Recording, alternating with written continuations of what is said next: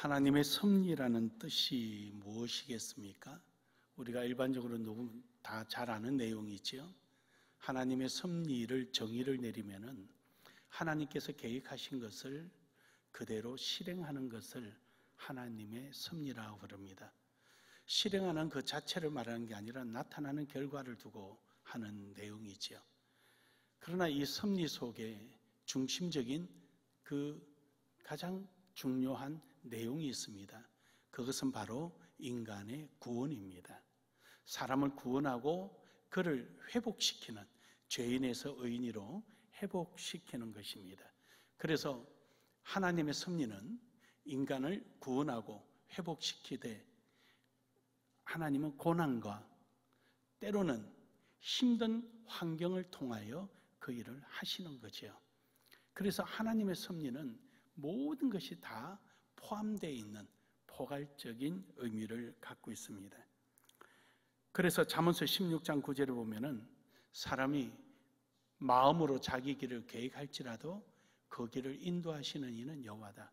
결국 최종적인 결과에 보면은 하나님께서 계획하시고 뜻하신 목적대로 이루어져 있는 것이죠. 뿐만 아니라 잠언서 16장 33절에서도 보면은 사람이 제비를 뽑아도 작정하기는 여호와다라는 거죠. 여러분이 우리 연초 되면은 각 전도부에서 제비를 뽑잖아요. 나 제비 뽑지만은 뭐 나는 안 걸렸으면 좋겠다, 걸렸으면 좋겠다 다 이래도 마지막에는 하나님이 그 일을 하게 하시는 거죠. 그래서 이처럼 우리의 삶을 모든 주관하시는 분이 연단이나 고난이나 내가 원하든 원치 않던 그런 환경을 통하여서 하나님의 이러한 그 섭리는 이루어져 간다라는 것입니다. 그러므로 여러분 오늘 말씀의 본문을 통하여서 하나님의 섭리라는 제목을 통하여 함께 은혜 받을 때 여러분의 신앙의 열정이 이런 하나님의 섭리와 함께 하기를 주의 이름으로 축복합니다. 첫 번째로는 하나님의 섭리라는 것은 포용성이 있는 믿음으로 나아가야 하는 것입니다. 포용성이 있다라는 말은 무슨 말이냐면요, 하나님의 섭리를 내가 어느 한 부분만 일시적인 것만 보게 된다면은 그것은 하나님의 섭리를 깨닫지를 못합니다. 하나님의 섭리를 포괄적으로 봐야 한다는 것이죠. 우리가 2차 대전제 나치에 의해서 유대인들이 얼마나 학살됐습니까? 그때 이러한 독일의 나치를 바라볼 때 많은 사람들이 그랬습니다. 유대인의 하나님은 어디 갔느냐? 유대인의 여호와는 어디 갔느냐? 모두가 그렇게 생각한 사람이 거의 다수였을 것입니다. 그런데 여러분, 좀 지나고 보니까 여러분, 독일이 기독교 국가로 바뀌어 있었습니다. 이번에 이 코로나로 인하여 모든 그 집회 장소가 통제될 때 독일은 교회만큼은 통제하지를 않았습니다. 극장이나 또 백화점이나 여기는 전부 다 문을 닫았지만 교회는 문을 닫지 않았습니다. 지금도 독일에서 살다 오신 분도 계시겠지만 도로를 내다가 교회가 있으면은 그 교회 교인들이 동의를 하지 않으면은 도로를 옆으로 우회해서 냅니다. 절대 강제 철거를 하지 않습니다. 이런 나라가 되리라고 누가 알았겠습니까? 물론 너무 교회 권위가 있고 그것을 이제 정책적으로 이용하고 뭐 이러다 보니까 우리 이제 신학적으로 볼 때 자유주의 신학으로 흘려서 우리 신학적으로는 그렇게 건전하게 받아들이지는 않지만 그러나 어쨌든 종교라는 범주 속에서 바라볼 때 그 독일에 있는 기독교는 상당한 영향력을 갖고 있습니다. 목회자에게는 생활비가 정부에서 나옵니다. 어찌 이런 나라가 되리라고 누가 알았겠습니까? 그럼요, 여러분, 하나님의 섭리는 모릅니다. 또 저 같은 사람이 예수 믿을 줄 어떻게 알았겠어요? 저는 제 자신이 너무 강한 사람이, 저는 제가 알아요. 저는 제가 보고 들은 것 외에는 별로 그렇게 신뢰를 잘 하지를 않습니다. 근데 이렇게 변할 줄을 누가 알았겠습니까? 아무리 제가 3대째 기독교인이라 하지만, 그러니까 모든 것은 어느 한 단면적으로 보는 것이 아니라 넓게 보는 거죠. 그래서 우리는 믿음이 포용성이 있는 믿음이 있어야 된다. 내게 생기는 일들을 믿음 안에서 포용해야 된다는 것이죠. 그러므로 여러분, 포용성 있는 믿음을 가지기를 주의 이름으로 축복합니다. 섭리라는 것은 숙달된 논리나 지식이나 경험에 의한 것이 아니라 전적인 하나님의 계획 안에서 이루어지는 것입니다. 오늘 본문에 있는 빌립은 제자 빌립이 아니고 집사 빌립입니다. 이 빌립은 예루살렘의 7 집사 중에 한 사람이었습니다. 스데반이 복음을 전파하다가 사울 청년에 의해서 순교를 당하게 되지요. 이 일로 인해서 예루살렘에는 기독교인들에 대한 핍박과 고난이 시작이 됐습니다. 이때 빌립은 예루살렘을 벗어나서 성령이 이끄는 대로 광야길로 나갑니다. 가사란 지역으로 가는 데까지 내려갑니다. 즉 해변길로 해서 쭉 예루살렘에서 나와서 해변길로 해서 밑으로 남쪽으로 계속 내려갑니다. 이 가사 지역이 지금의 여러분들이 TV상에서 종종 이스라엘 전쟁 상을 받을 때 가자 지구라는 데가 가사입니다. 그래서 이 가사 지구, 지금은 가자죠. 거기는 블레셋이 있던 지역입니다. 블레셋이 5개 도성을 관리를 했었지요. 남쪽으로 맨 끝이 바로 가사 지역입니다. 이 지역에까지 내려가다가 그것도 광야입니다. 숨으려면은 엘리야처럼 동굴이 있다든지 아니면은 까마귀라도 물어다 줄 수 있는 밥을 먹을 만한 곳이라든지 이래야 되는데 본문에서 보면은 광야라 그럽니다. 이해가 안 가거든요. 예수 믿다가 왜 이렇게 고난 당해야 되지? 복음 전파하다가 왜 이래 어려움을 당해야 되지? 우리는 이해가 안 가는 겁니다. 그것도 하나님이 보호해 주기는커녕 모든 사람에게 노출되는 광야로 걸어가라 그러니. 하지만 빌립은 성령의 인도하는 대로 순종하고 갔습니다. 가는 중에 그는 에티오피아 내시를 만나게 되는 것입니다. 사랑하는 여러분, 하나님은 우리를 누구보다도 잘 아시고 하나님은 우리를 통하여서 계획하고 계신 일들이 하나님께는 있습니다. 그래서 하나님은 우리에게 믿음을 요구하시고 순종을 요구하시는 겁니다. 지금은 몰라도, 지금은 내 눈에 보이지 않아도 그것이 언젠가는 하나님의 계획 안에서 그것이 열매를 맺고 그것이 많은 사람들에게 드러나게 할 때가 있기 때문입니다. 시편 31편 15절에 보면은 나의 앞날이란 말을 한마디로 말하면 내 인생이 주의 손에 있다. 내 인생이 주의 손에 있다. 그래서 어떠한 원수나 핍박이 있더라도 나를 건져주신다. 하나님께서 나를 건져주시는. 하나님이 하시면 무서운 거예요. 그래서 남을 엄해하거나 없는 말을 만들거나 비방하거나 이런 행동, 우리 교인들은 인격이 있어서 안 그러시겠지만 절대로 하지 마십시오. 사람이 감정에 앞서면은 하나님의 일을 거르칩니다. 우리는 하나님의 입장에서 모든 일이 이루어져야지 하나님을 떠난 인간의 감정에 앞서는 순간 그건 무엇도 안 됩니다. 대표적인 게 사울 왕이었잖아요. 인간적인 감정이 앞서니까 그냥 망해버리는 거 아니에요. 솔로몬이 그랬지 않습니까? 결국 솔로몬이 깨닫게 된 것은 인간 중심이 아니라 하나님의 중심이다. 그래서 솔로몬이 하나님을 경외함이 가장 옳다라고 마지막에는 고백하고 죽은 거 아닙니까? 사랑하는 여러분, 오늘 여러분과 저는 우리의 인생이 하나님의 손에 있다는 것을 믿으시기를 주의 이름으로 축복합니다. 시편 24편 1절에 보면은요, 땅과 거기에 충만한 것과 세계가 그 가운데 사는 자들을 다 여호와의 것이로다. 이유는 하나님이 하신 거예요. 하나님이 다 하신 거거든요.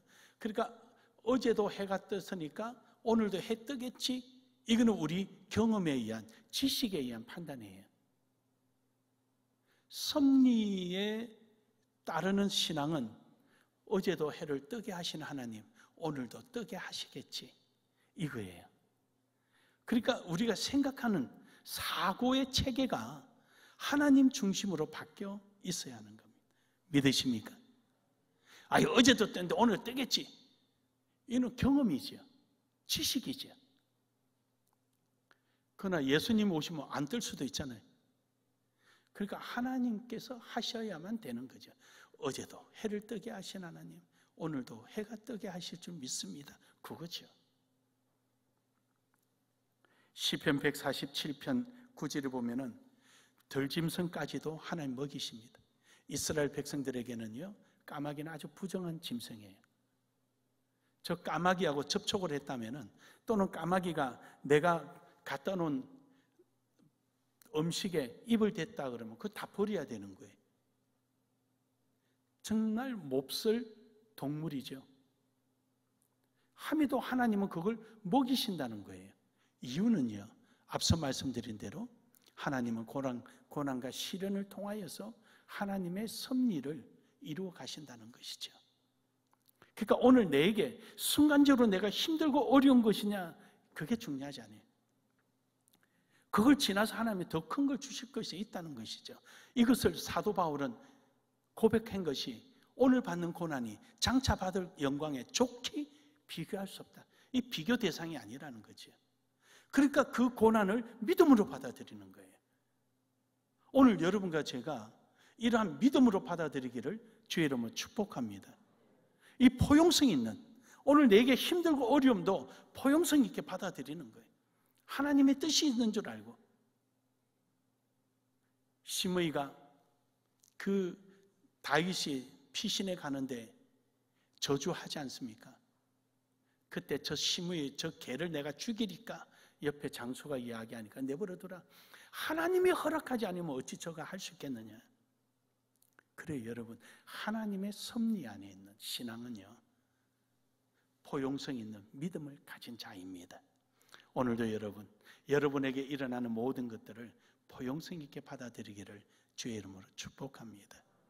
창세기 50장 20절에 보면은요, 다윗 요셉이 그럽니다. 당신들은 나를 해하려고 하였으나 하나님은 그것을 선을 바꾸사 오늘과 같이 많은 백성의 생명을 구원하게 하시려 하신나니. 형들은 요셉의 인간적인 감정으로 그를 죽음으로 돌려버렸지요. 죽음의 자리로 그냥 치닫게 하였지만 요셉은 그것을 감정으로 받지 않고 하나님의 섭리로 받아들입니다. 형들은 나를 죽이려고 하였지만 하나님은 이를 선을 바꿔서 아브라함, 이삭, 야곱에게 약속하셨던 그 일을 이루려고 하십니다. 할렐루야. 인간의 감정이 아니라 하나님의 섭리적인 신앙, 즉 포용성이 있는 믿음으로 우리는 받아들이기를 주의 이름으로 축복합니다. 두 번째로, 하나님의 섭리는 신비로운 진행형이다. 끝난 것이 아니라 진행형이다라는 것이죠. 옛날에 영마 시대가 있었잖아요. 우리도 영마 시대가 있었죠. 그러니까 이제 왕이 이제 각 팔도에 명령을 내리면은 그걸 가지고 막 말을 타고 달려가는 거죠. 가면은 지방마다 그 역이 있죠. 역마소가 있죠. 거기 도달해서 편지를 전달하면은 거기서 또 받아가지고 또 가는 거죠. 내가 막 받아서 천안 삼거리에 와서 딱 전달해주면 천안 삼거리에서는 충청도도 빠지고 영남도 빠지고 그 다음에 그 호남도 빠지는 그 삼거리예요. 거기가 옛날 천안 삼거리가. 거기서 받아서 이제 거리로 전달해 주러 간단 말이죠. 가면 또 이제 저 밑에 전남 저 끝으로 가는 데 있고 또 전북으로 가는 데 있고 있겠지요. 내가 거기 가서 전달했다고 끝난 것이 아니잖아요. 거기서는 또 다른 시작이잖아요. 그래서 하나님의 섭리는 진행형이에요. 근데 이것이 신비롭게 진행하는 거예요. 아주 신비로운 진행이에요. 사도 바울이요, 예수 믿는 사람들을 핍박하고 하다가 다메섹 도상에서 만나게 되잖아요. 하나님을 만나게 되지요. 그때 아나니아라는 선지자에게 하나님께서 너 가서 그 눈 좀 떨어지게끔 안수해 주라 그랬더니, 하나님, 제가 듣기로는 주님을 핍박하는 자들을, 주님을 믿는 자를 핍박하기를 열심을 내는 적지 않게 그 일을 한 자로 알고 있습니다. 내버려두라, 이방인을 위해서 내가 서리라. 그러니까 우리가 보는 데는 현 시점을 보았지만 주님은 내일을 본 것입니다. 할렐루야. 여러분, 모든 사람이 예수 그리스도의 십자가의 죽음, 무덤 속에 들어갔을 때 죽음으로 끝났다라고 생각했지만 사실은 영원한 생명의 시작이었습니다. 그래서 제가 우리 교회 상을 당하면은 설교할 때 제가 꼭 그 이야기하는 겁니다. 이 죽음은 죽은 것이 아니라 다시 영생의 시작이다. 하나의 과정이지 이 끝난 것이 아니거든요. 그렇습니다. 하나님의 이러한 섭리는 신비한 진행형입니다. 우리의 인간의 경험이나 인간의 지식에 의존하지 아니하고 하나님만이 하실 수 있는 신비한 능력을 통하여서 그것을 지금도 진행 중에 있다는 것입니다. 오늘 본문 말씀에 보면은요, 35절에서 36절에 보면은 빌립이 복음을 전파하다가, 그것도 한 명씩 전파하다가 위협을 느끼고 이 가사지구로 도망왔지 않습니까? 피신해 왔는데 이 광야에 누가 있겠냐네. 집도 없고 아무것도 없는데, 그런데 한 나라가 지나가는 겁니다. 에티오피아의 두 번째 권력자가 지나가는 겁니다. 그것도 예수 그리스도에 관한 복음을 읽고 있었습니다. 도대체 이가 누구냐? 그래서 빌립은 저 선지자 때부터 시작해서 오늘의 십자가 못 박혀 죽으신 예수 그리스도까지 소개를 합니다.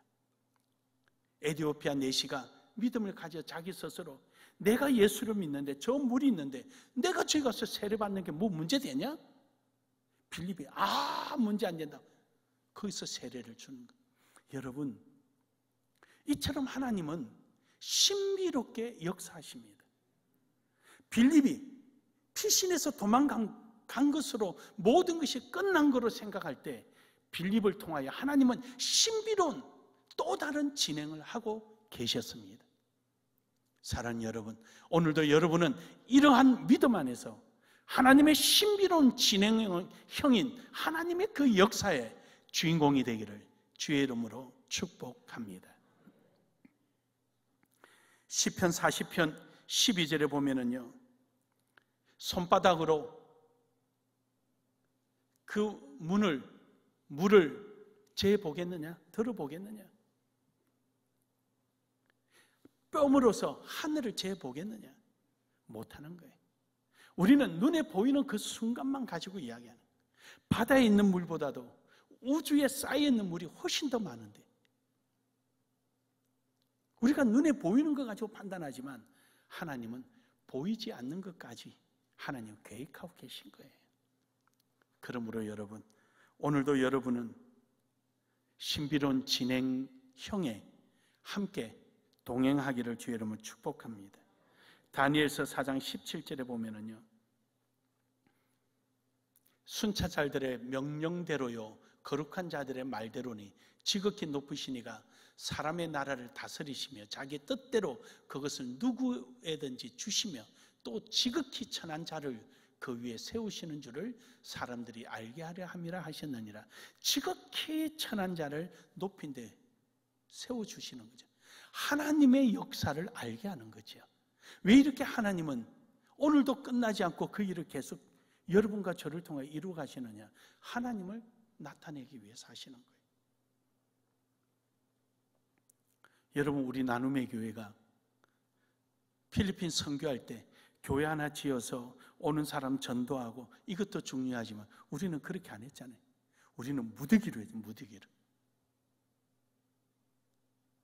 몇천 명을 상대로.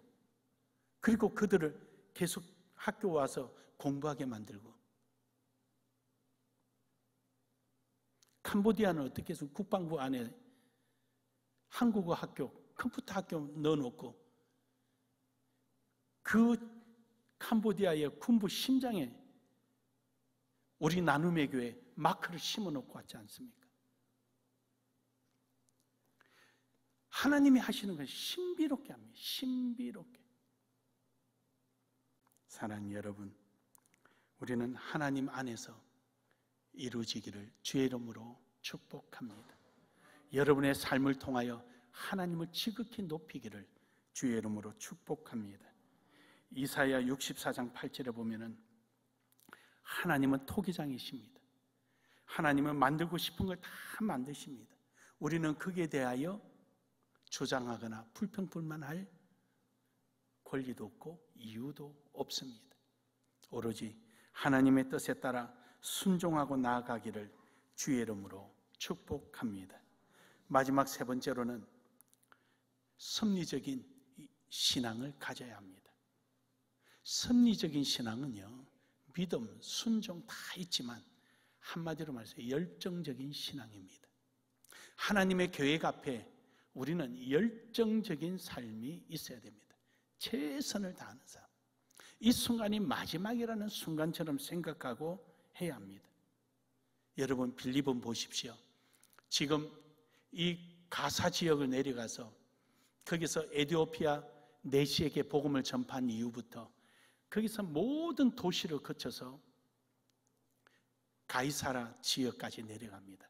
이 가이사란 지역은요, 그 당시에 로마 황제에 대한 충성도가 굉장히 높은 지역입니다.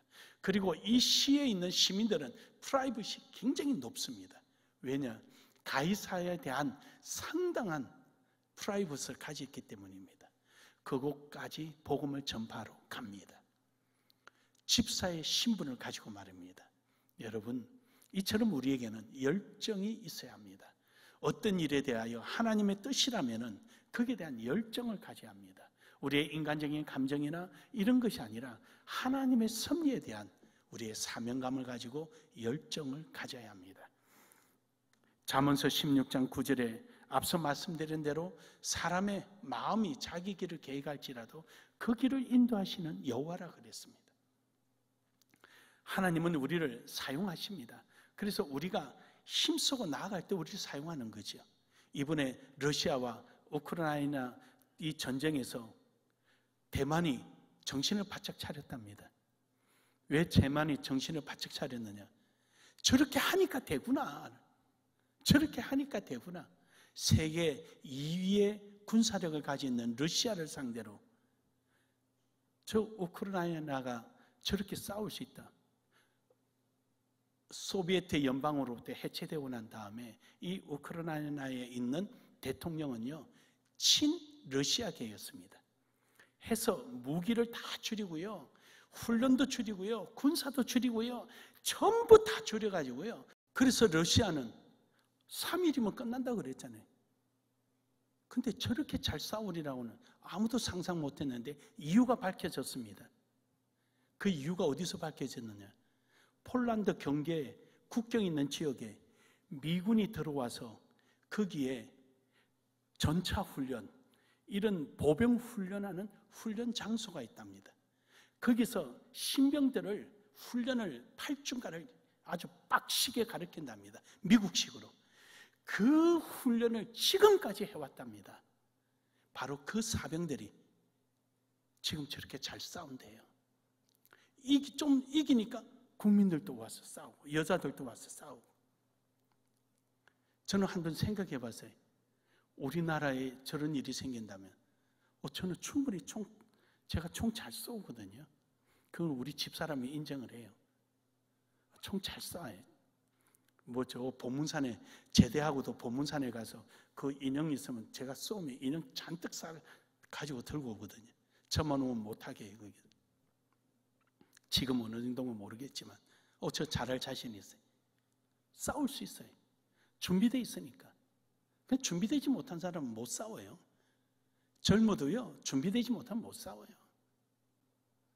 여러분, 오늘도 여러분과 저는 하나님의 뜻 안에서 열정적인 신앙을 가지고 나아가는 신앙이 되기를 주의 이름으로 축복합니다. 야고보서 4장 15절에 보면은요, 주님께서 이래라면 이러고 저러면 저러려고 준비가 되어 있는 사람이 되어야 되죠. 하나님의 뜻과 계획 속에서 내가 살아가는 것, 이것이 바로 열정적인 신앙이에요. 하나님의 계획에 따라서 가는 것이, 이게 열정적인 신앙이에요. 미적미적거리지 않고요, 최선을 다하고 기회가 온다면 그냥 대시하는 신앙. 이런 신앙이 열정적인 신앙입니다. 고린도전서 4장, 시편 118편 6절에 보면은요, 여호와는 내 편이시라 내게 두려움이 없나니 사람이 내게 어찌할꼬. 여호와는 나의 편이라는 확신을 가진다면은 열정이 있죠. 반드시 있죠. 그래서 우리가 이러한 믿음이 없고 하나님에 대한 절대적인 이런 각오와 결단이 없으니까 우리 열정이 없는 겁니다. 결론적으로 여러분, 빌립보서 2장 13절에 보면은요, 너희 안에 행하시는 이는 하나님이시니 자기의 기쁘신 뜻을 위하여 너희 소원을 두고 행하게 하시나니. 하나님의 뜻, 하나님의 섭리가 내 속에 믿어지고 그것이 지금도 진행 중이라는 사실을 내가 확신한다면은 우리는 그 일에 대하여 열정을 가지고 순종할 수밖에 없죠. 어느 시인은 하나님의 섭리를 이렇게 이야기합니다. 섭리 위에 하나님의 지혜의 태양이 있는데 이 태양이 어둠도 만들고 밝은 빛도 만든다. 참 시적인 표현이죠. 여러분, 그림자가 왜 생기죠? 태양이 있어서 생기는 거예요. 빛이 왜 생기죠? 태양이 있어서 생기죠. 그래서 하나님의 섭리는요, 그림자도 만들기도 하고 밝은 빛도 만들기도 합니다. 하나님의 섭리 속에 있는 우리는 때로는 고난도 있고 어려움도 있을 수 있습니다. 그러나 그것이 영원하지 않다는 것입니다. 사랑하는 여러분, 오늘도 우리는 이것이 내 팔자니 필연적인 사준이 이런 세상 사람들 표현이 아니라 우리는 하나님께서 우리를 하나님의 섭리 안에서 하나님의 영광을 드러내기 위하여 오늘 나를 택하였을 뿐이고 오늘 이 환경에 있을 뿐이지 그 이상 그 이하도 아닙니다. 그러므로 오늘은 우리는 포용성 있는 믿음으로 하나님의 섭리를 받아들이고 하나님께서 신비하게 역사하시는 그 진행하는 그 진행 속에 함께 동행함으로 말미암아 하나님의 영광을 드러내는 열정적인 신앙인이 되기를 주의 이름으로 축복합니다. 축복합니다.